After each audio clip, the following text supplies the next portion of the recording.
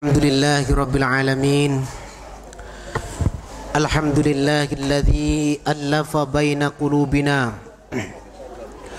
fa asbahna bi ni'matihi ashaba fa asbahna bi ni'matihi ikhwana. Wassalatu wassalamu ala sayyidil anbiya'i wal mursalin sayyidina wa habibina wa syafi'ina wa qudwatina Muhammadin salawatullah wassalamu alaihi wa ala alihi wa ashabihi ajma'in, amma ba'd. Fadilatil muhtaramin, para alim, para sesepuh pengajian Khatamil Quran yang ada di mana wilayahnya ini? Qobu, Melbourne, Australia yang saya hormati. Sangat senang pada malam hari ini kita bisa bertemu untuk berbagi. Yang pertama, sebelum pengajian dimulai, saya mohon maaf, ini sholat tarawih tadi 23 rakaat. Itu bukan keinginan saya, tapi ini keinginan takmir masjid yang terutama. Jadi saya biasanya juga seenaknya, kadang-kadang 11, kadang-kadang 23. Tapi kalau saya di rumah pasti 23. Karena santri saya muda-muda, semuanya kuat. Tapi kalau di sini ini beliau ini sepuh, kelihatan ngos-ngosan. Untung saya sholatnya cepat, enteng dan cepat. Coba kalau tadi pakai surat Al-Baqarah. Tapi sebenarnya kata kaidah fikih dan dalam ikhtilaf fi sholatit tarawih, yang paling banyak pahalanya dan yang paling kuat kaulnya, atas khilaf ada sekitar 40 khilaf. Itu yang paling kuat kaulnya dan yang diikuti oleh banyak orang, itu adalah yang 23 rakaat. Jadi bukan yang 8, bukan yang 27, bukan yang 37, dan bukan yang 8 tapi 2 salaman. Tapi qiyamul lail masna kama qala Rasul. Salat malam itu 2 rakaat, tidak ada 4 rakaat. Karena apa? Kalau 4 rakaat tasyabbuhan bi sholatil isya. Kemudian kenapa sholatnya cepat? Rasulullah itu kalau sholat cepat, nggak pernah terlalu lama. Kalau sendirian lama banget Rasulullah, tapi kalau jamaah cepat. Karena Rasulullah sering mewarning kepada imam yang tidak tahu makmumnya. Makmumnya ada anak kecil nangis, makmumnya ada orang tua yang capek kalau berdiri, makmumnya ada yang kebelet, makmumnya ada yang kurang ikhlas karena meninggal kerjaan, macam-macam. Jadi imam sholat itu persis harus seperti sopir bis. Sopir bis itu kalau penumpangnya 55, dia harus memiliki otak 55 orang. Ada yang kebelet, ada yang tua, ada yang ngantuk, ada yang kepengen segera sampai rumah, ada yang mereka itu macam-macam sakit dan seterusnya. Lah sholat juga begitu. Makanya saya kalau sholat itu agak cepat. Karena kalau saya itu sholatnya terlalu lama bukan lama ya, saya ngelamun, jadi gak khusyuk. Jadi daripada saya nggak khusyuk, mendingan saya itu memahami apa yang saya ucapkan, cepat selesai, dan saya segera berpikir untuk urusan dunia atau yang lain. Biar sholatnya itu fokus, tidak sambil ngelamun gitu kan. Bismillahirrahmanirrahim. Tapi mikir utang. Kredit saya belum lunas. Terlalu lama. Ya udah cepat, nanti setelah itu baru diskusikan yang lain urusan dunia. Tapi cepat jangan sampai meninggalkan khusyuk. Khusyuk atau khudurul qalbi itu syarat. Dalam ilmu tasawuf, sholat itu ada sahnya, sholat itu harus khusyuk dan khudurul qalbi. Khusyuk itu adalah menghayati apa yang diucapkan, dan gerakan itu juga dihayati. Bukan seperti senam yoga. Senam yoga itu semua orang hafal gerakannya tapi tidak ada doanya. Itu bedanya olahraga dengan sholat. Sholat harus memahami apa yang diucapkan dan apa yang digerakkan, sehingga beda antara sholat dengan gerakan-gerakan lain. Ini untuk mukadimah kenapa ini tadi sholat tarawihnya 23, kemudian cepat. Itu permohonannya takmir masjid tadi. Lah syukur-syukur nanti kalau diteruskan terus-terus, maka katsura amaluhu katsura thawabuhu. Itu kata usul fiqh. Setiap yang banyak gerakannya itu banyak pahalanya. Nah, kalau sudah banyak pahalanya, jangan ditanya masuk surganya cepat atau enggak. Itu semuanya sudah tahu. Maka katsura amaluhu, atau ada lain maka katsura fi'aluhu katsura thawabuhu. Pasti banyak pahalanya. Lah 23 kok dengan 8, pahalanya banyak mana? Ya pasti banyak 23 lah. Lah kalau sudah banyak pahalanya, bagaimana antrian surga? Insya Allah lebih berat lah. Kalau lebih berat amalnya kan cepat itu masuknya. Bapak-bapak, ibu-ibu yang saya hormati, sholat tarawih itu khilafnya amat banyak. Jadi kalau bapak baca Kasfut Tabareh, kitab fi ikhtilafit tarawih, itu akan ada sekitar 40 khilaf, amat banyak. Jadi kita semuanya itu pelaku bid'ah, karena Rasulullah ketika tarawih hanya 4 hari saja. Rasulullah sholat tarawihnya di masjid hanya 4 hari. Kalau kita orang berapa hari? 30 hari. Bid'ah enggak Pak? Jadi kita orang semuanya itu bid'ah. Bid'ah itu sesuatu yang Rasulullah tidak mencontohkan dan Rasulullah tidak melakukan. Itu bid'ah. Di zaman Rasulullah tidak ada, Rasulullah tidak mengajarkan, itu adalah bid'ah. Lah, bid'ah itu ada banyak. Ada yang wajib, ada yang sunnah, ada yang makruh, ada yang mubah, dan ada yang haram. Ada yang haram. Nah, sholat tarawih ini adalah termasuk bid'ah yang masnunah, yang dimulai oleh siapa? Sayyidina Umar. Jadi bid'ah ini sebenarnya ada banyak. Jangan seperti yang diamati oleh orang-orang yang mengatakan bahwa kullu bid'atin dolalatun wa kullu dolalatin finnar. Semua bid'ah itu dolalah katanya. Oh tidak, itu orang itu kurang lama ngajinya kalau hanya itu yang dikatakan. Kalau ngajinya lama, dia pasti tahu gramatika, dia pelajari. Sebagaimana Imam Syafi'i mengakses atau menerjemahnya hadis Rasulullah Shallallahu Alaihi Wasallam, man sanna sunnatan hasanatan falahu ajruha wa ajru man amilaha min ghairi ayyang quso min ajrihi syai'un. Ini adalah hadis yang berinovasi oleh Rasulullah, itu menginovasikan, menyuruh orang berbuat bid'ah semuanya. Menarik gak Pak? Ini kalau Madura ini, wah ini beliau ini daripada negara Madura ini. Kalau daripada negara Madura, orang Madura itu agamanya NU. Agamanya NU. Jadi kalau nggak NU, bukan orang Madura. Jadi orang Madura itu Islam dengan NU itu lebih penting NU. Nyuwun sewu Pak. Ini empuk ini beliau. Kalau ditanya Bapak orang mana? Dari mana? Dari Madura. Oh, Madura itu mana Pak? Ya Indonesia. Jadi tidak mau ngaku Jawa Timur. Jadi lebih jelas Madura. Lah orang Madura itu semuanya NU kecuali yang tidak. Tarwahnya pasti 23 di sana itu. Wong orang Syiah jadi papral wajahnya kok. Itu orang gawatnya orang Madura itu. Bapak-bapak, ibu yang saya hormati. Jadi bid'ah itu sesuatu yang pada zaman Rasulullah tidak populer, Rasulullah juga tidak mencontohkan dan Rasulullah tidak memerintahkan, itu bid'ah. Tetapi bid'ah itu adalah sesuatu yang diciptakan baru yang tidak ada pada zaman Rasulullah. Itu Rasulullah juga memerintahkan, memberikan sebuah inovasi dengan hadisnya, man sanna sunnatan hasanatan falahu ajruha. Barang siapa menciptakan sesuatu cara yang baik, hasanah, kemudian setelah itu ada orang mengikutinya, ya kayak kita ini tarweh yang Rasulullah hanya 4 hari, kemudian kita itu sholat semuanya sampai tanggal 30, kemudian diikuti semuanya. Itu yang menciptakan ini adalah Sayyidina Umar.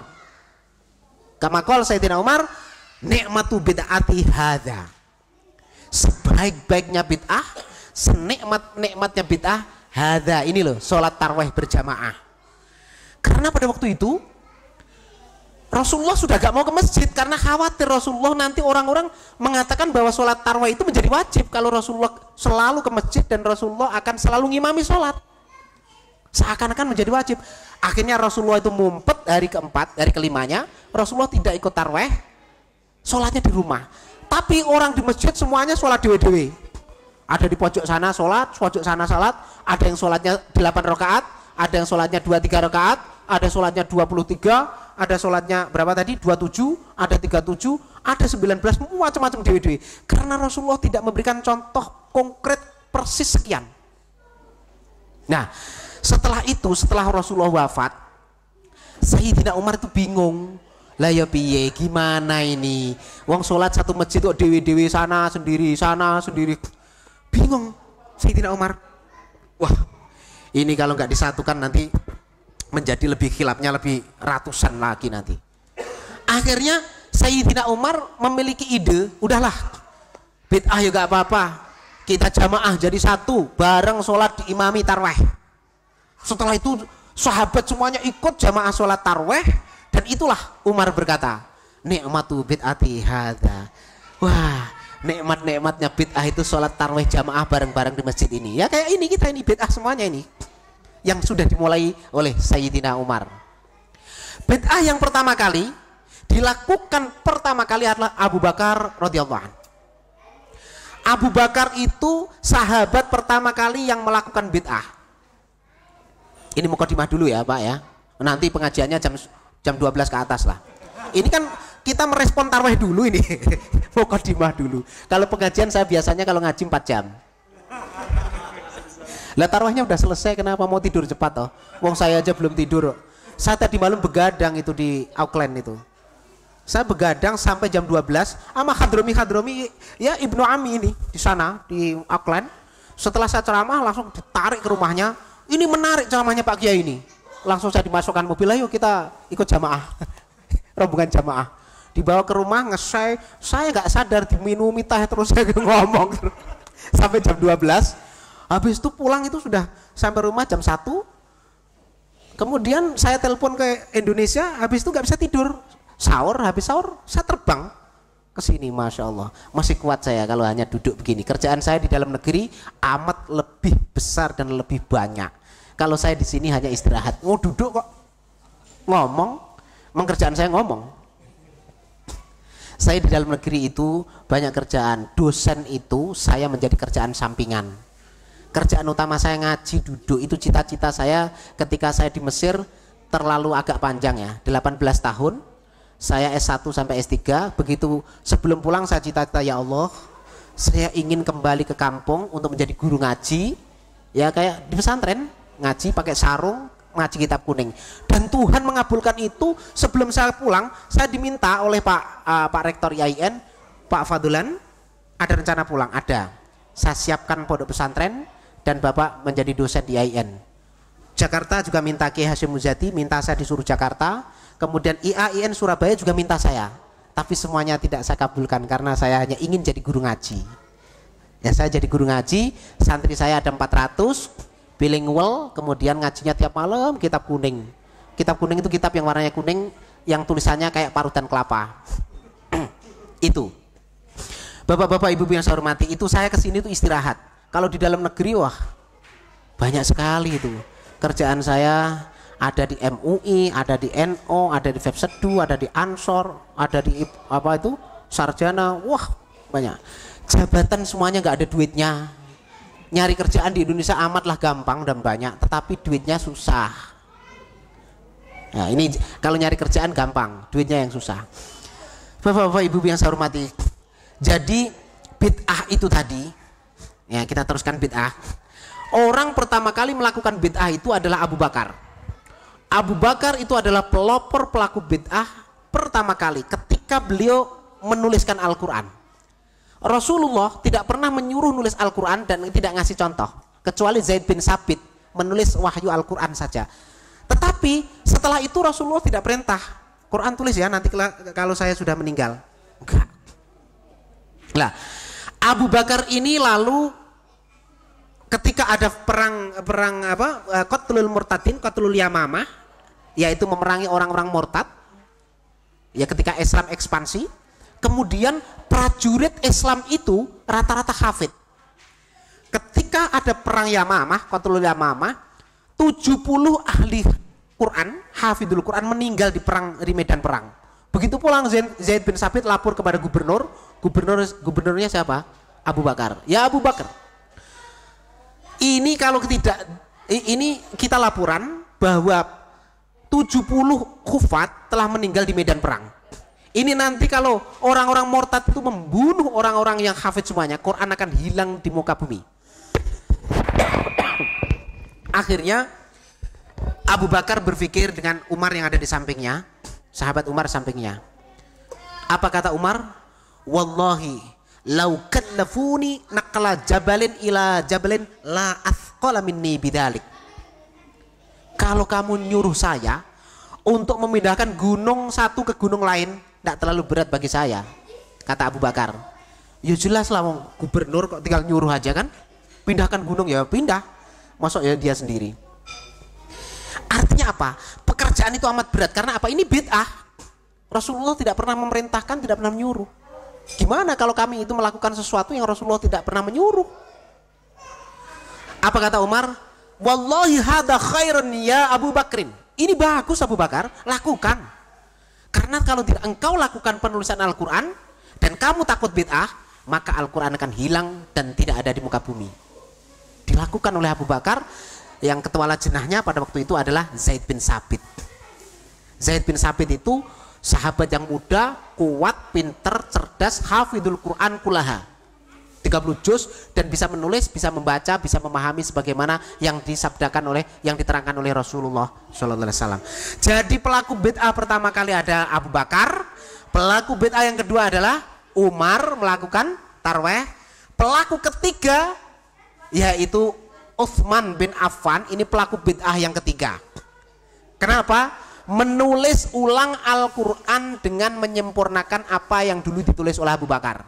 Disempurnakan, dikasih harokat, dikasih titik dan seterusnya dan seterusnya. Yang dulu Abu Bakar menulisnya jam'ul Quran zaman Abu Bakar itu belum ada titik komanya dan belum ada harokatnya. Misalnya fa dolan kayak nama saya, fa dot lam. Itu nggak ada titiknya semuanya. Maka fa itu bisa di titik dua jadinya ko, mestinya shot, mestinya dot ada titiknya. Kalau nggak dikasih titik jadi koso lan, kalau terakhir nun nggak dikasih titik jadi diganti ba, kosolap. Wow, kan berubah ini. Tetapi orang Arab tidak salah dalam membaca karena memang bahasanya sendiri.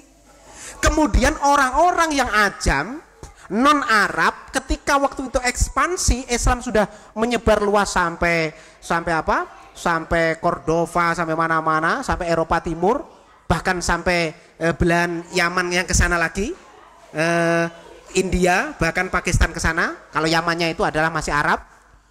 Itu orang kan bingung membacanya. Kemudian sampai Cina sudah dan sampai mana-mana ketika Turki Utsmani itu Islam sudah sampai mana. Dengan demikian bahasa dan lajahnya itu berubah-ubah kemana-mana. Kemudian Zaid bin Sabit lapor lagi, ya Utsman, ini Quran ini kalau nggak ditulis dengan satu bahasa nanti akan menjadi khilaf yang luar biasa, melebihi khilafnya Injil dan Taurat oleh umatnya. Bahaya kan? Coba Al-Quran dibaca orang Cina, rusak. Baru masuk Jawa saja gimana? Alhamdulillahirabbil ngalamin, udah berubah. Nanti masuk orang Mesir, idza jaa nasrullahi wal fath. Orang Yaman, ihdinas siratal mustaqim. Padahal kim. Jadi beda-beda lajahnya macam-macam. Belum lagi beda bukan hanya lajah, bacaan-bacaan yang akan ada perbedaan di sana. Akhirnya zaman Utsman inilah menyatukan sab'atu akhrufin. Nuzilal Qur'anu ala sab'ati akhrufin. 7 dialektika yang sudah diformat oleh kabilah-kabilah itu, yang Rasulullah pun juga membenarkan itu, lalu disatukan menjadi satu gaya bahasa, yaitu bahasanya kabilah Quraisy.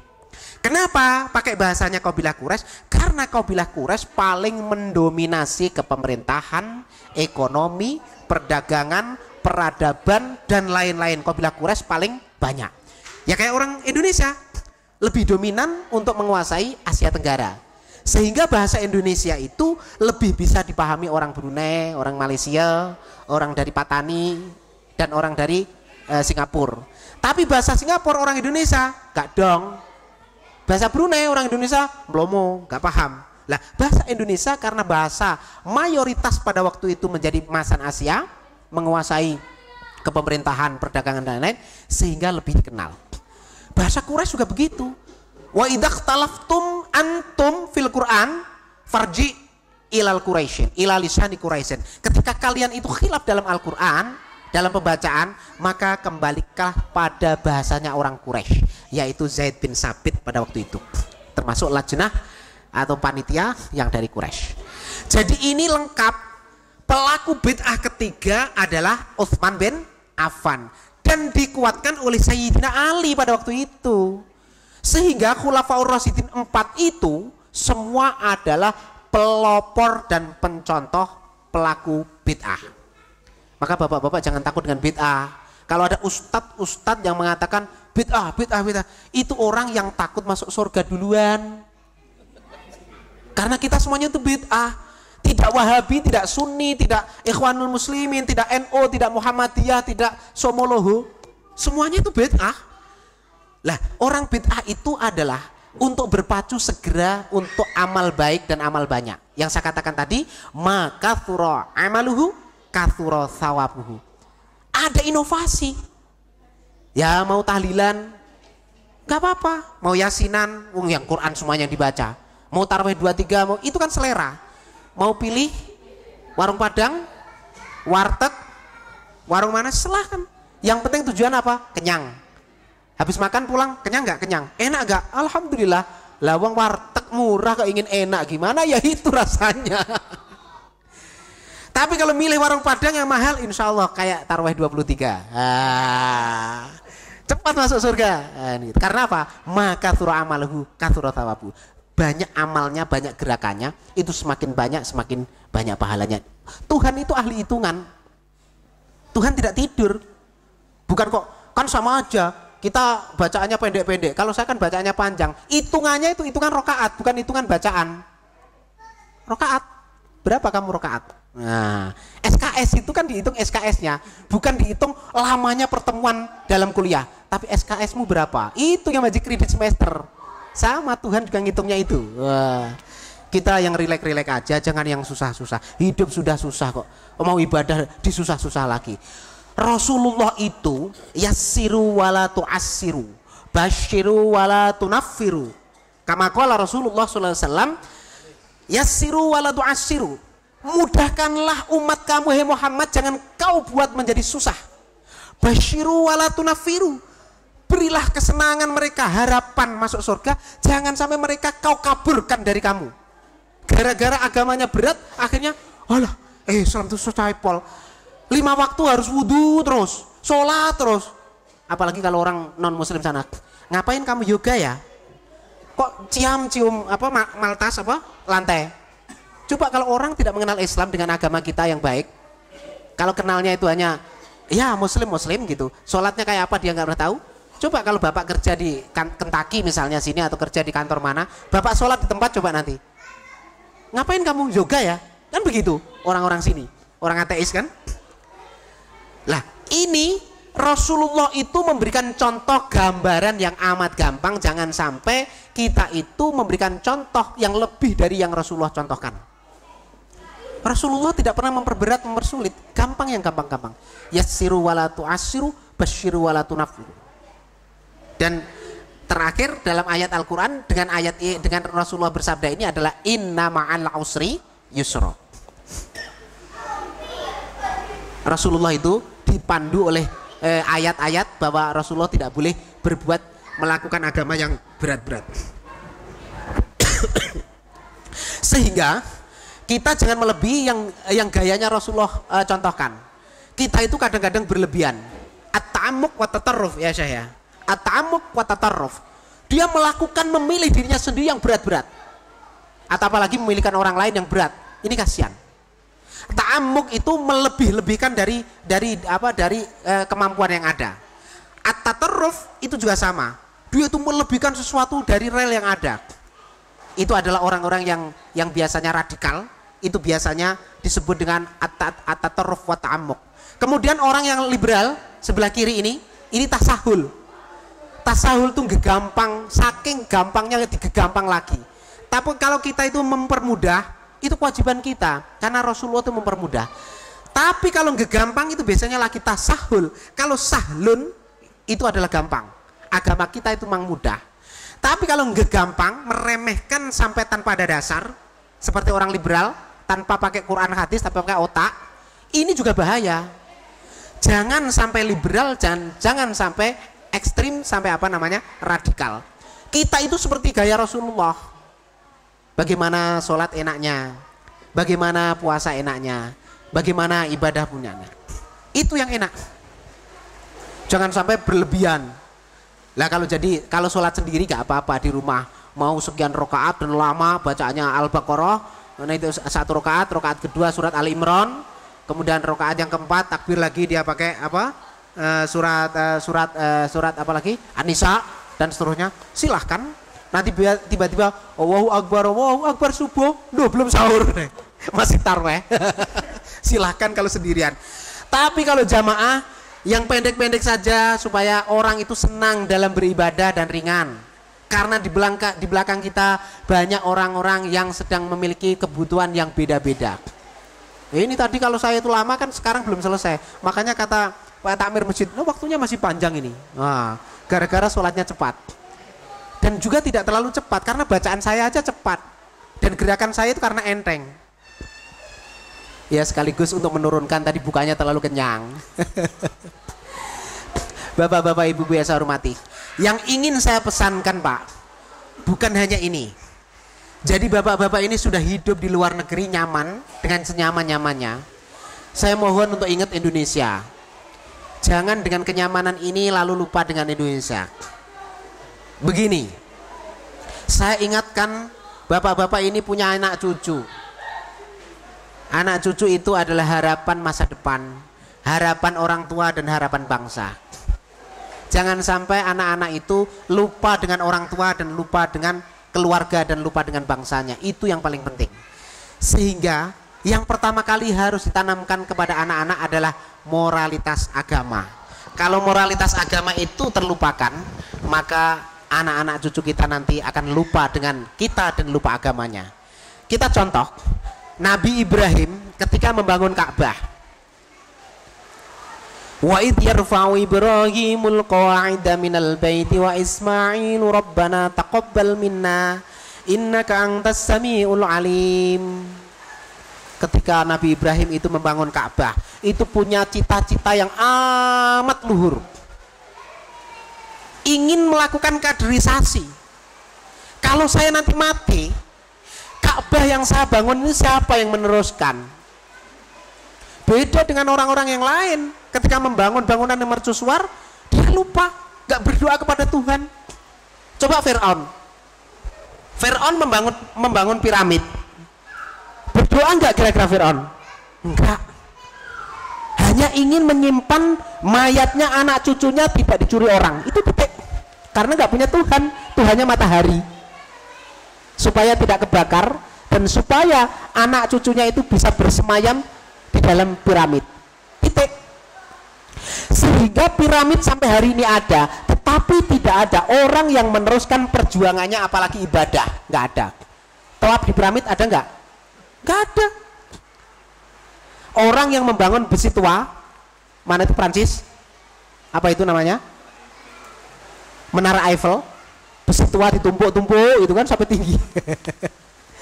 Itu yang bangun siapa? Dia tidak niat untuk ibadah dan dia tidak berdoa kepada Tuhan. Hanya ingin nama dia dikenang bahwa dialah pembangun Menara Eiffel. Sehingga tidak ada orang simpati untuk selain turis. Tidak ada nilai humanis dan tidak ada spiritual powernya kepada Tuhan, tidak ada. Tidak ada nilai power kepada Tuhan, tidak ada. Ya hanya indah ya besi tua. Semua orang pada foto di bawahnya. Itu tok.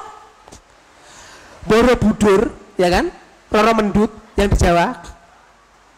Itu dia mencari Tuhan ketika berdoa, tapi Tuhannya siapa? Dewa. Ya nggak ada orang ibadah di situ. Tinggal sejarah tok itu loh. Roro Mendu dan itu Borobudur. Gak ada orang melestarikan ibadahnya, ndak ada. Berbeda dengan Ka'bah yang dibangun oleh Nabi Ibrahim, sampai kiamat nanti tidak pernah akan sunyi dari orang yang tawaf di situ. Seluruh waktu penuh orang terus. Setidaknya mesti ada orang yang tawaf. Kapan saja dan jam berapa saja. Ini karena apa? Karena Nabi Ibrahim ketika membangun itu berdoa kepada Allah dan anak cucunya bisa meneruskan perjuangannya. Sampai doanya itu kebablasan. Anak cucunya itu sampai dianggap Tuhan toh. Cucunya Nabi Ibrahim Nabi Soleh, Nabi Musa dianggap Tuhan, Nabi Isa dianggap Tuhan. Itu saking manjurnya doanya Nabi Ibrahim, kebablasan. Tidak hanya menjadi rasul tapi bahkan dianggap menjadi Tuhan. Wah, Masya Allah. Maka bapak-bapak ini kalau berdoa untuk anaknya yang serius, agar supaya anak-anak kita itu bukan hanya menjadi ilmuwan kudang, nanti menjadi yang anak yang soleh ya. Ya kalau gitu kasih nama aja soleh atau solehan. Udah jadi soleh. Lebih dari itu. Wa id yarfa'u Ibrahimul qawa'ida minal baiti wa Ismailu rabbana taqabbal minna innaka antas samiul alim. Rabbana waj'alna muslimaini laka wa min dzurriyyatina ummatan muslimatan lak. Menjadi orang yang berserah diri kepada Tuhan, beragama Islam gampangnya. Muslimat telak, berserah diri kepadamu. Ini bukan hanya didoakan menjadi nabi atau apa, tapi seorang nabi yang berserah diri benar kepadamu. Kalau hanya didoakan menjadi ilmuwan, ya paling-paling habis dari ilmuwan ya ilmuwan tok. Nanti jadi pejabat ya korupsi kayak orang Indonesia. Itu pejabat-pejabat itu dulu doanya orang tua belum mentok, jadi hanya ingin mudang anaknya, nanti jadi anak pinter ya itu tok. Makanya anaknya jadi orang pinter, begitu jadi pejabat korupsi. Makanya kalau berdoa sempurna, jadi orang soleh yang bermanfaat dunia dan akhirat dan seterusnya, tambah lagi doanya biar mentok sampai sana. Muslimat talak, Rabbana waj'alna muslimaini laka wa min dzurriyyatina ummatan muslimatan lak wa arina manasikana wa tub alaina innaka antat tawwabur rahim. Rabbana wab'ats fihim rasulan, jadi rasul, yatlu alaihim ayatika, yang mendapatkan wahyu, rasul yang mendapatkan wahyu dari Allah, yatlu alaihim ayatika wa yu'allimuhumul kitaba, dan mengajarkan wahyu dari kitabnya, wal hikmata, dan mengajarkan hikmah. Tidak hanya ilmu tapi ada hikmah di sini, tinggi ini hikmah ini. Hikmah itu di atasnya ilmu tok itu gak cukup. Ya kayak ilmuwan tadi, pinter matematika untuk ngitung korupsi, pinter ekonomi untuk beliwer ekonomi dan korupsi lagi akhirnya, pinter fisika kimia dia membuat bom, ngebomi, Allahu Akbar, bom. Wah. Ngertinya Allahu Akbar, saiki bocah-bocah anak kecil itu, Allahu Akbar artinya apa? Bom. Gak ngerti kalau Allahu Akbar itu artinya Allah Maha Besar. Karena yang ditonton tiap hari itu Allahu Akbar, ngelempar batu. Anak buahnya Habib Rizik, FPI. Jadi tidak hanya itu, tapi wa yu'allimuhumul kitaba wal hikmata, dan mengajarkan hikmah. Hikmah itu segala sesuatu yang terselubung di belakang ilmu itu ada hikmah apa di balik itu. Humanis, bernilai kemanusiaan, dan ada tanggung jawab, responsibility kepada Tuhan, dan ada maslahah untuk manusia dan binatang dan hewan maupun tumbuh-tumbuhan dan alam semesta. Hikmah. Ditambah lagi wa yuzakkihim, dan bersihkan hatinya, gak korupsi, karena bersih hatinya, akidahnya baik, amalannya baik, semuanya itu bersih. Coba Nabi Ibrahim tuh berdoa untuk anak cucunya sempurna. Kalau sudah begitu bagaimana? Insya Allah anak cucunya menjadi orang baik. Ini adalah menyelamatkan akidah.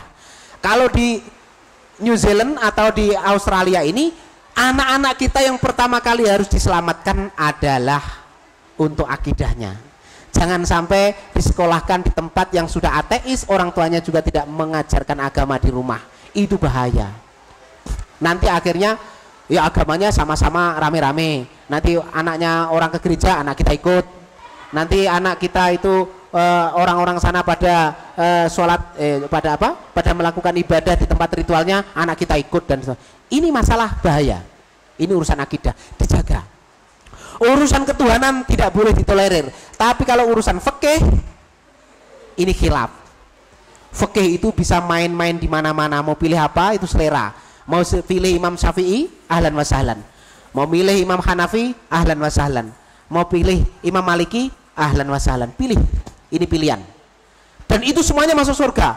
Tidak boleh diklaim, wah itu bid'ah itu, wah itu masuk neraka itu. Nggak ada ajaran begitu. Padahal ustadz itu sebenarnya tidak belajar itu. Ini saya cerita sedikit.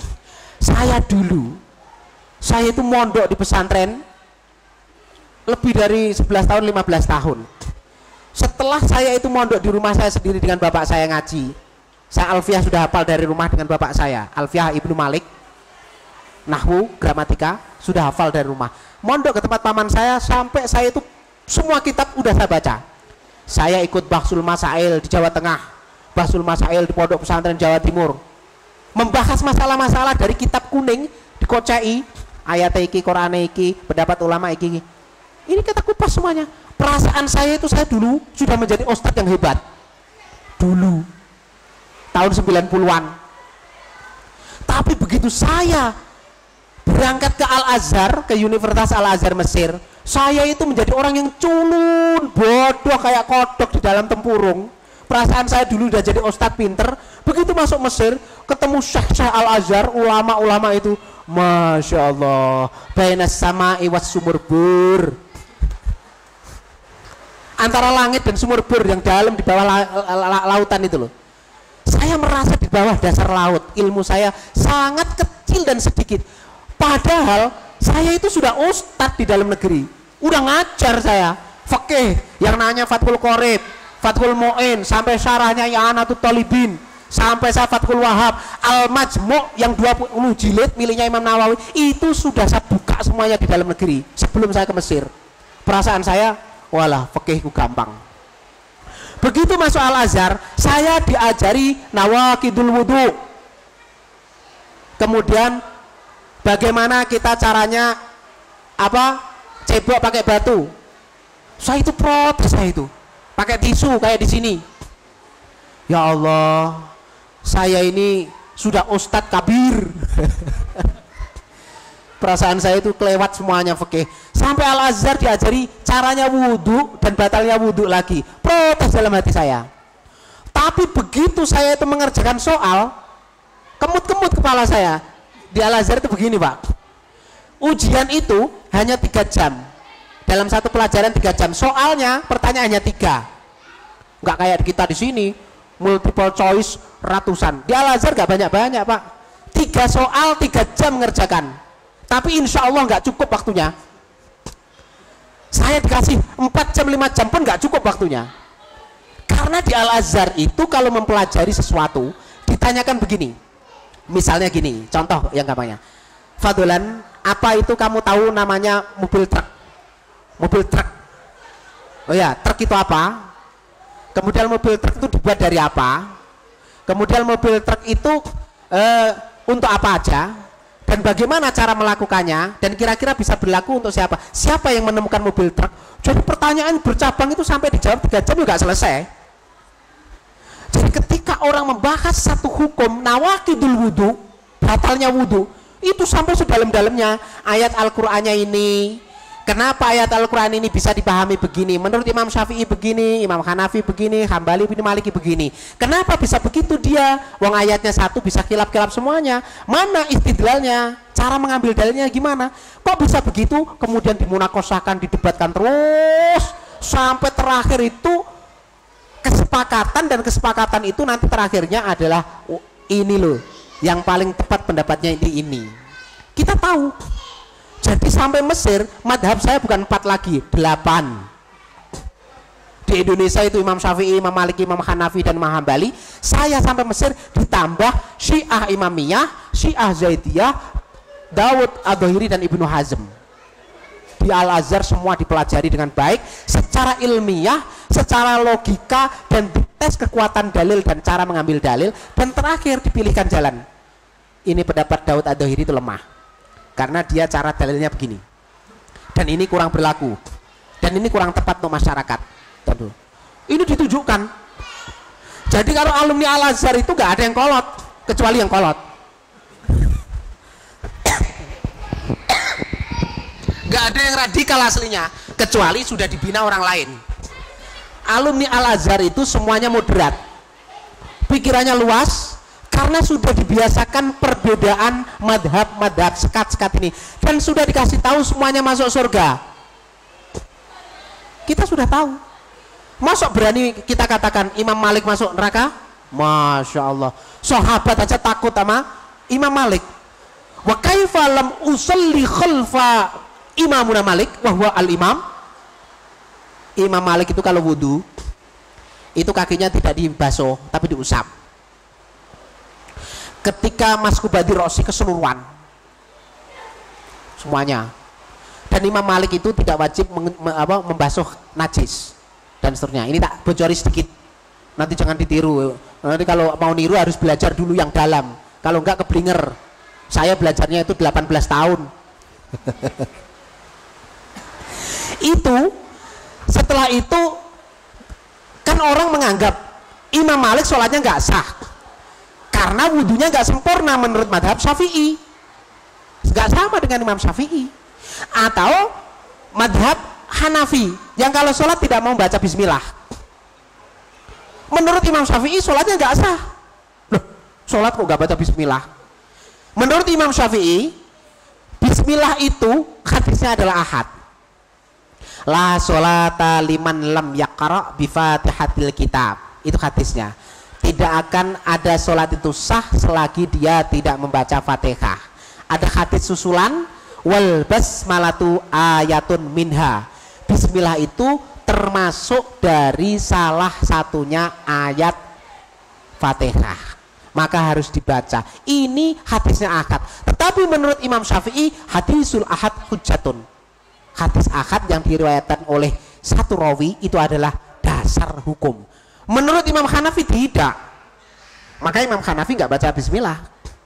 Atau ashabul Hanafi membaca bismillah tapi pelan-pelan. A'udzubillahi minasyaitonirrajim. Bismillahirrahmanirrahim. Baru alhamdulillahirabbil alamin. Wah. Ini kalau menurut Imam Syafi'i nggak sah karena nggak dibaca. Tapi ba'du Syafi'i yo katakan kalau dibaca pelan sah juga. Ini khilaf. Ini jangan menjadi perpecahan karena ini semuanya masuk surga. Pilihan. Lah nanti kalau ada ustadz yang ini nggak sah sholatnya, masuk ini nggak boleh itu, langsung masuk neraka. Untung saya nggak pernah jadi ustadz. Saya udah mantan ustadz dulu ketika di Indonesia. Sebelum ke Al-Azhar saya ustadz dan saya udah mantan. Bapak-bapak, ibu-ibu yang saya hormati, jangan sampai perbedaan itu justru menjadi perpecahan, atau dengan perbedaan itu justru untuk justifikasi mengkafirkan orang atau untuk mengatakan orang sesat. Tetapi justru ikhtilafu ummati rahmatun. Perbedaan-perbedaan dalam sekat-sekat fikih itu adalah rahmat, karena memang Tuhan itu sengaja menciptakan perbedaan. Walau sya'allahu laja'alakum ummatan wahidah walakin liyabluwakum fima atakum fastabiqul khairat. Seandainya Allah menghendaki umat dan makhluk dunia itu menjadi satu gaya, satu lagu saja, Allah bisa. Tetapi Allah tidak. Sengaja Allah itu membuat dinamika yang beda-beda itu. Mengapa demikian? Liyabluwakum fima atakum. Untuk memberikan percobaan engkau sekalian. Allah sudah menunjukkan ini hidayah, ini masuknya surga, kanan. Ini adalah dolalah, ini kiri, masuknya neraka. Setelah ditunjukkan ada hidayah dan ada masuk surga dan masuk neraka, dia pilihan terserah memilih. Ternyata kok dia itu milih yang kanan masuk surga, dia milih kiri, pilihan dia neraka. Liyabluwakum fima atakum fastabiqul khairat. Kita itu disuruh berlomba-lomba untuk berbuat kebaikan, merebut untuk jalan ke surga. Kiai saya pernah pesan. Pesannya begini, Fadlan, seandainya ada jalan yang menuju neraka dan sangat jelas, maka jangan sekali-kali umat atau masyarakat itu kamu giring dan kamu masukkan neraka, sekalipun jalannya jelas. Tapi upayakan masuk surga sekalipun jalannya itu jelimet, muter-muter, bolak-balik, kecil jalannya, masukkan surga itu. Artinya apa? Artinya jangan gampang memasukkan orang ke neraka untuk disalah-salahkan lalu dia itu harus digiring masuk neraka. Gara-gara hanya perbedaan fikih, hanya beda pilihan. Tapi pilihkan jalan untuk menuju surga, sekalipun tuh khilaf dan hadisnya dhaif, pilihkan itu. Orang itu masukkan ke surga, sekalipun jalannya susah. Itu dalam perkataan itu, sekalipun itu khilaf, khilafnya banyak, atau sekalipun itu adalah hadisnya dhaif, karena hadis dhaif itu bisa dibuat hujah untuk lifadhailil a'mal, untuk keutamaan amal-amal ibadah dan seterusnya. Ya kalau orang sedikit bid'ah itu katakanlah orang itu adalah takut masuk surga cepat. Ini bid'ah ini hadisnya dhaif ini. Akhirnya dia nggak jadi berbuat amal karena selalu bertanya, wow, ustadznya nggak tahu hadis, muridnya ngeyel juga, hadisnya dhaif nggak itu ustadz? Akhirnya ustadznya jawab dhaif itu, bid'ah itu. Dua-duanya nggak jadi ibadah ini. Ustadznya juga gak ibadah, muridnya pun juga gak jadi ibadah. Gara-gara apa? Ngeyel urusan hadis dhaif. Hadis dhaif itu hujah. Karena apa? Ulama-ulama semuanya itu sudah mengamalkan hadis dhaif. Itu tugas ulama untuk meneliti hadis dhaif dan sahih. Apalagi sudah ada di Sahih Muslim, Sahih Bukhari, ada di Sunan Abi Dawud, Sunan Ibnu Majah dan seterusnya. Udahlah ikuti semuanya itu gak apa-apa. Itu surga dan neraka sudah ditanggung para imam-imam itu. Lah kok bocah kemarin sore belajar bahasa Arab belum bisa, sudah mempertanyakan hadisnya dhaif atau sahih. Walah. Ini orang Indonesia itu terlalu pinter untuk bertanya, tapi sebenarnya dia itu gak pinter. Ya saya ini mengingatkan saudara-saudara kita sendiri Indonesia.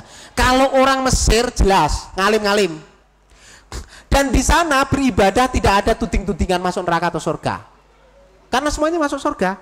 Man qala la ilaha illallah dakhalal jannah. Akidah kita sama, membaca syahadat, Tuhannya juga Allah, nabinya Nabi Muhammad, kitabnya juga Al-Quran, sudah. Percaya qada dan qadar, iman, rukun iman itu sudah sempurna, masuk surga.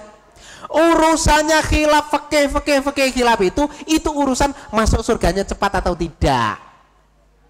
Kalau semakin dia itu banyak amalnya dengan hadis dhaif tadi, karena ada inovasi untuk dia itu memperbanyak amal, ya jelas timbangan amal ibadahnya timbangannya lebih berat, cepat masuk surga. Tapi kalau bertanya terus hadisnya dhaif gak ya? Wah gak jadi. Ini sahih gak ya? Gak jadi. Bid'ah enggak ya? Enggak jadi. Ini insya Allah dia pelan-pelan dan telat masuk surganya Pak. Karena selalu bertanya terus tidak beramal-amal.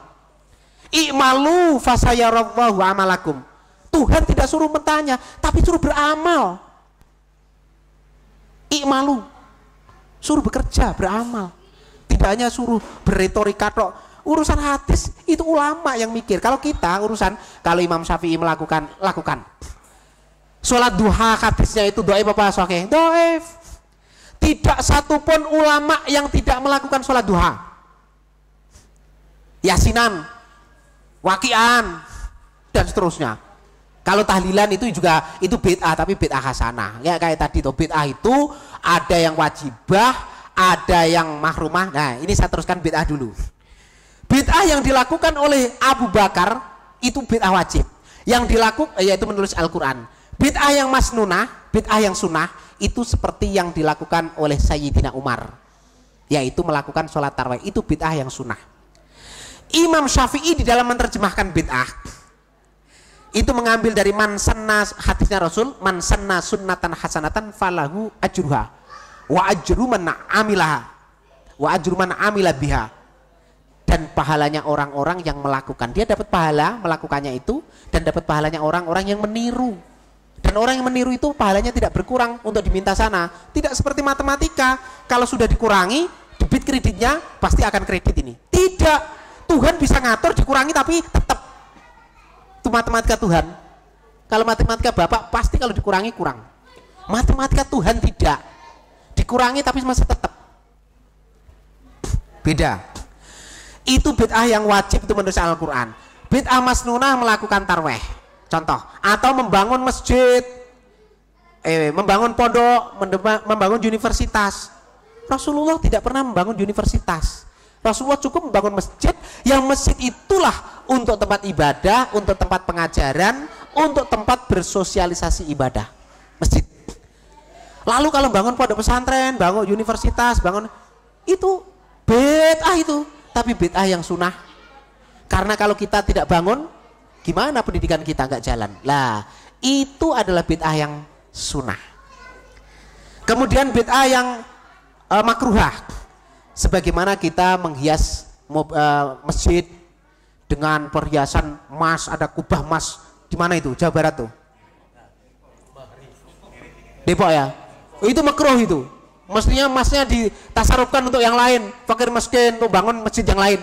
Kubah kok emas, untuk tontonan lagi. Makruh, tapi enggak sampai haram. Artinya apa? Dia memubadirkan sesuatu tidak pada tempatnya, itu makruh. Atau adzan kenceng, Akbar, kenceng ganggu orang-orang. Rasulullah itu kalau adzan enggak pakai speaker. Bilal naik ke mustaka menara, Allahu Akbar, orang semuanya dengar, sekelilingnya berangkat ke masjid. Sekarang enggak. Speaker itu ke 4 arah, ke utara, timur, barat, semuanya kenceng. Sana musola lagi, kenceng lagi, tabrakan. Itu makruh. Karena berlebihan. Rasulullah tidak pernah melakukan itu, tapi nggak apa-apa, karena itu syiar Islam. Tapi jangan terlalu kenceng-kenceng, mengganggu orang. Itu makruh, itu bid'ah, tapi yang makruh. Lebih baik untuk dipelan-pelan daripada kenceng. Ada bid'ah yang mubah. Tidak ada larangan, tidak ada perintah. Seperti salaman selesai sholat. Itu siapa? Rasulullah gak pernah nyontoin, tidak pernah perintah, tidak pernah melarang. Atau sesuatu yang tidak pernah dilarang, berarti itu boleh. Al-aslu dalam usul fiqh, al-aslu al-ibahah, malam yadullat dalil ala hurmatihi. Aslinya hukum sesuatu, barang atau sesuatu kelakuan, sesuatu tindakan, itu boleh. Semuanya boleh. Tetapi kalau sudah ada larangan dengan hadis atau dalil yang qat'i nggak boleh. Makanya al aslu al ibahah, hukum asli sesuatu itu boleh. Malam yadullat dalil ala hurmatihi, selagi tidak ada dalil untuk yang mengaramkan. Lah kalau tahlilan, surat ikhlasan, mitoni dan surat, siapa sih ngelarang? Nyontoh juga enggak. Yang nyontohin juga enggak ada, perintah enggak ada, larangan enggak ada.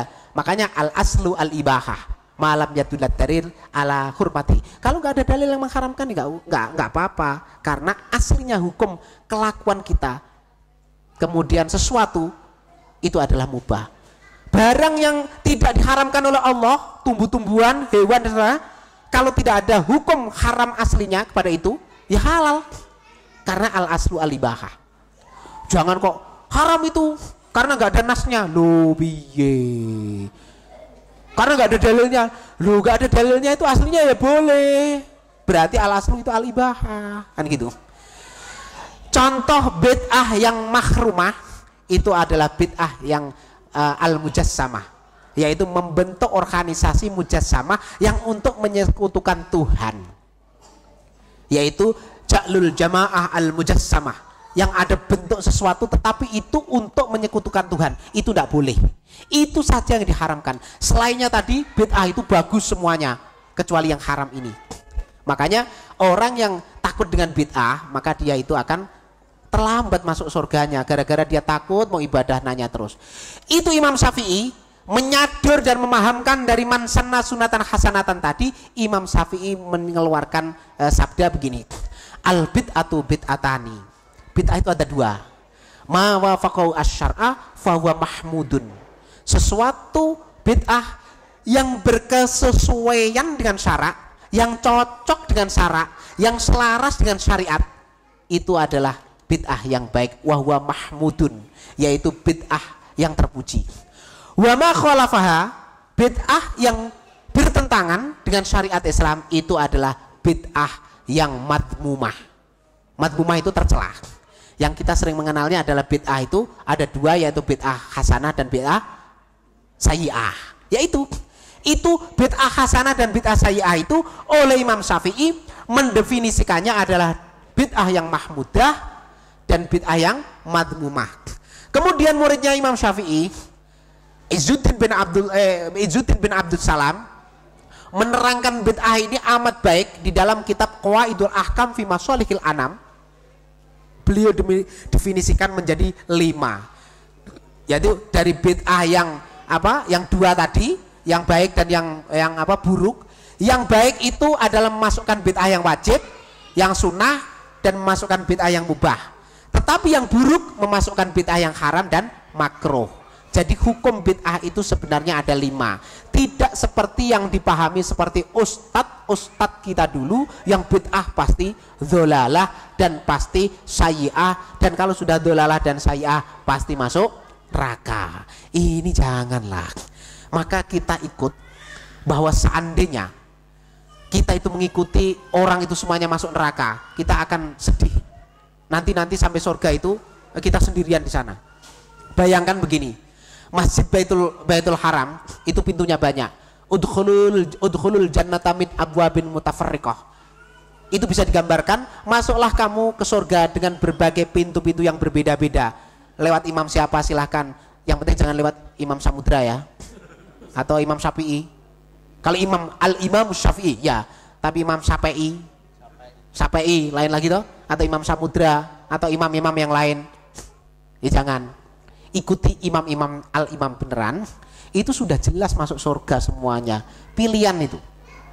Jadi tidak ada yang masuk neraka. Makanya udkhulul jannata min abwabin mutafarriqah. Masuklah kamu surga dari pintu manapun berada. Karena di situ adalah fastabiqul khairat. Nah, seandainya kita gambarkan pintu Masjidil Haram kok hanya satu toktil, kira-kira gimana? Yang lain nggak boleh masuk. Nanti beliau ini orang Yaman, pasti akan lebih menang. Loh, ini kan miliknya mbah saya. Sayalah yang berhak untuk menjaga pintu dan berhak paling masuk pintu ini kami dan sekeluarga. Kalian tuh siapa? Nggak boleh masuk. Kira-kira pertempuran sebelum masuk masjid itu sudah mati duluan di luar. Itu kalau surga ternyata dibatasi pintunya. Tapi kalau surga itu udkhulul jannata min abwabin mutafarriqah, silakan masuk surga dengan pintu-pintu yang amat banyak itu kita nggak ada permasalahan. Dengan khilaf-khilaf itu pintu-pintu surga semua. Lah kalau dipermanenkan hanya satu, kayak Masjidil Haram tadi saya contohkan, pintunya hanya satu yang boleh masuk dan ini yang sah, wahwa ahlus sunnah wal jamaah misalnya, yang lain masuk neraka semuanya, walah masya Allah, maka orang semuanya akan mengeklaim organisasinya dan dirinya adalah ahlus sunnah wal jamaah. Ahlus sunnah wal jamaah siapa? Ana ahlus sunnah wal jamaah. Kamu itu kan dolalah, masya Allah, masuk neraka kamu. Kan sedih ini. Karena apa? Karena ada rebutan. Tapi kalau udkhulul jannata min abwabin mutafarriqah, masuklah surga dengan berbagai pintu, ini gak ada rebutan, tidak ada mengeklaim itu pintu saya, karena semuanya punya pintu masuk surga. Ini adalah contoh khilaf yang kita semuanya tidak usah mempermasalahkan itu. Tapi kalau akidah kita harus tidak boleh ditawar. Tapi kalau syariat, likulli syir'atin wa minhaja, walikullin minhum syir'atun wa minhaja. Kata Allah dalam Al-Qur'annya, aku jadikan engkau sekalian syariat-syariat yang berbeda, metode-metode untuk melakukan ibadah sampai menuju ke Tuhan dengan pintu-pintu yang berbeda. Tetapi syariatnya satu, uluhiyahnya satu, akidahnya satu, yaitu seperti rukun Islam, rukun iman yang 6 itu. Saya kira ini cukup sebagai mukadimah. Nanti kalau ada tanya jawab, nanti kita teruskan. Wallahu a'lam bishawab, wal 'afwu minkum. Wassalamualaikum warahmatullahi wabarakatuh.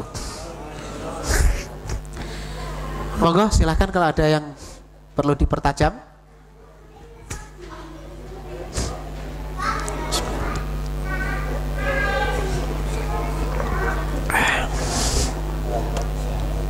Yeah.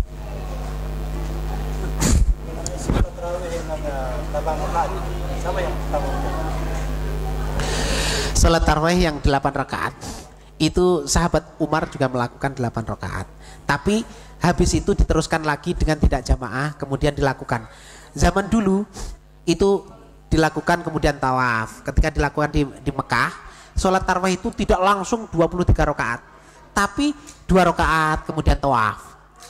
Kemudian habis itu 2 rakaat. Lah ada yang berhenti 8 rakaat, kemudian dia katakan sholatnya 8 rakaat. Padahal masih habis tawaf tuh teruskan lagi sampai 23. Ada yang nggak sudah 23 teruskan lagi setelah tawaf sampai 27. Ada yang teruskan lagi habis tawaf sampai 37. Maka khilafnya amat banyak. Terbanyak khilaf di dalam ibadah itu sholat tarawih. Itu yang terjadi ya, karena diseling-selingi dengan tawaf itu. Dikiranya sudah selesai, mereka pulang. Ya kayak kita ini tadi misalnya ada yang udah cukuplah saya 8 keluar. Nanti dia ikut yang 8 saja dan seterusnya. Ya di sana itu begitu, karena tawaf di Ka'bah itu ya ibadah. Makanya kenapa dikatakan sholatut taraweh? Karena setiap 2 rakaat istirahat, tawaf. Tarawihkun itu istirahat, rohayaruhu tarawihan, istirahat taraweh. Istirahat, sholat dengan rohah. Rohah itu nyantai, istirahat. Itu aslinya kenapa sholat taraweh? Karena diseling-selingi dengan istirahat, tawaf. Itu taraweh. Monggo, silakan. Monggo. Waalaikumsalam. Saya mau tanya, adabnya sekarang banyak orang mau ngambil, misalnya dia asalnya dari Imam Syafi'i, kemudian itu sama itu karena ada dari Imam Hanafi, Imam Maliki, mana yang enak buat mereka? Itu adabnya gimana? Di dalam kitab An-Nafahat atau di dalam kitab Sab'atu Kutubin Mufidah itu ada cara-cara bagaimana kita itu naklul madhab, berpindah dari madhab ke madhab. Kemudian Syekhul Azhar Al-Hadrami itu menulis buku yang amat baik, buku kecil. Kemudian saya mengutip juga di dalam buku saya As-Sholah fil Hawa. Saya untuk mencoba menjadikan sholat itu supaya ringan, ibadah supaya ringan bagaimana. Saya pilihkan hukum-hukum yang ringan, termasuk saya kutip di sana. Bagaimana cara berpindah madhab atau bahkan melakukan madhab koktel dicampur adukkan. Di dalam kitab Turos kita dilarang untuk melakukan talfik, istilahnya dalam fikih talfik. Talfik itu adalah lafaqo yulafiku lafkon, mencampurkan beberapa barang menjadi satu. Aslinya kayak baju ini dicampur kemudian dijahit, itu lafaqo. Talfiqon, mencampur. Nah itu koktel bahasa sekarang ini, mengambil ikut Imam Syafi'i, nanti satu lagi terusnya diikutkan Imam Hambali dan Maliki misalnya. Boleh atau tidak? Ulama khilaf. Ada yang memperbolehkan dengan syarat satu qodiyah, beda itu baru boleh pindah yang lain. Ada yang mengatakan nggak boleh, nanti dia akan menjadi orang yang arogan, milih yang gampang-gampang saja, seenaknya sendiri. Ada yang melarang total. Tetapi ada orang yang memperbolehkan dengan syarat dia hajah, butuh. Kalau dia butuh boleh, karena dia butuh hajat, apalagi darurat. Contohnya apa? Imam Haromen, yaitu Imam Masjidil Haram pada waktu itu sedang ngimami sholat di Masjidil Haram. Tiba-tiba sedang sholat ngimami, ada burung nelek di bajunya, peng nelek. Ini menurut Imam Syafi'i kan batal sholatnya karena hamlun najasah, dia membawa najis. Tapi apa yang terjadi? Dia sambil berpikir, wah ini kalau saya batalkan, bagaimana barisan belakang semuanya ini nanti? Masa bubar barisan gerak, saya batal gerak, kan masalah ini. Imam Haromen berkata, naqaltu ilal madhab alladhi yakul an-nadhar kal hamam la yanjus. Atau Imam mana yang memperbolehkan? Imam Malik. Naqaltu ilal madhab allati yakul an-nadhar kal hamam la yanjus. Menurut Imam Malik, ma kharaja min ma'kulil lahmi fahuwa tahirun. Sesuatu yang keluar dari binatang yang halal dimakan dagingnya itu suci, karena Rasulullah pernah memerintahkan untuk at-tadawi bibauli al-jamal. Itu istifadah dari hadis itu. Imam Malik langsung istihad bahwa ma kharaja min ma'kulil lahmi, ini pakai bahasa Arab enak toh? Enak toh? Ini beliau ini bahasa Arab terus sama saya. Jadi enak. Saya daripada menerjemahkan kan enak bahasa Arab tuh. Ya, saya terjemahkan. Jadi enggak usah dalilnya lah, susah nanti ditiru nanti. Menurut Imam Malik sesuatu yang keluar dari hewan yang halal dimakan dagingnya itu tidak najis. Maka dari situ Imam Haromen tadi aku pindah kepada madhab, artinya Imam Malik yang mengatakan telek burung dara itu tidak najis. Coba kalau bayangkan, kalau tadi dia harus membatalkan sholatnya terus keluar gitu kan, rame itu, sak masjid haram itu berapa ribu itu. Batal ya saya ya, ganti. Orang sholat kan, wala lucu. Iya makanya. Makanya karena ada hajat, Imam Haromen itu boleh untuk naqlul madhab halan. Diperbolehkan berpindah karena apa? Karena dia hajat atau karena dia apa? Darurat. Enggak boleh. Tetapi ada ulama yang mengatakan enggak boleh naqlul madhab halan, harus satu qodiyah. Qodiyah sholat ya sholat, qodiyah wudu. Tetapi qodiyah itu sendiri di dalam kitab-kitab itu tidak ada definisi yang jelas. Karena ulama itu satu qodiyah itu apa? Misalnya wudu saja itu satu qodiyah atau wudu dan sholat satu qodiyah. Ini khilaf ulama, tidak ada yang bisa mendefinisikan. Akhirnya ya saya ngikuti Imam Haromen itu. Ketika darurat boleh. Ya ini kasuistik lagi. Kita ketika tawaf itu pasti madhab kita koktel. Kalau ngikuti Imam Syafi'i itu gak iso. Pasti koktel. Ya wudu kita dari rumah itu Imam Syafi'i lah. Nanti sampai situ dalam prakteknya pindah ke Hanafi. Saya itu pernah Pak, Masya Allah ini saya ngalami tawaf 5 putaran, sudah 5 putaran kaki saya diinjek perempuan. Saya aduh ya Allah, batal dong saya keluar Pak, wudu lagi Pak. Lah kalau Masjid Haram itu kan nyari wudu kan jauh Pak, keluar itu kan jauh sekali, capek lah.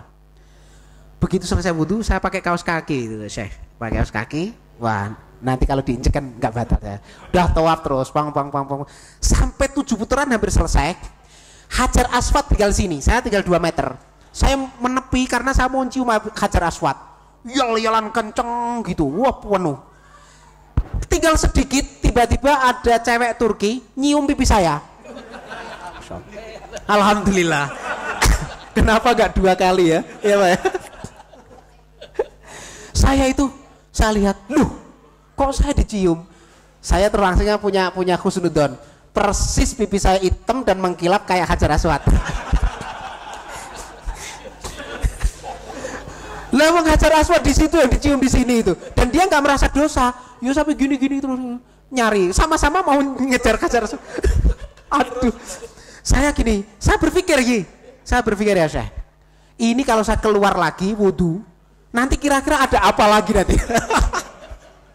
Masya Allah. Ya saya akhirnya ngikuti Imam Haromen. Naqaltu ilal madhab allati la yungkidul wudu bimaskil ajnabiyah. Saya pindah kepada madhab yang mengatakan sentuhan dengan perempuan asing lain yang tidak mahram itu tidak membatalkan wudu. Yaitu madhabnya Hanafi.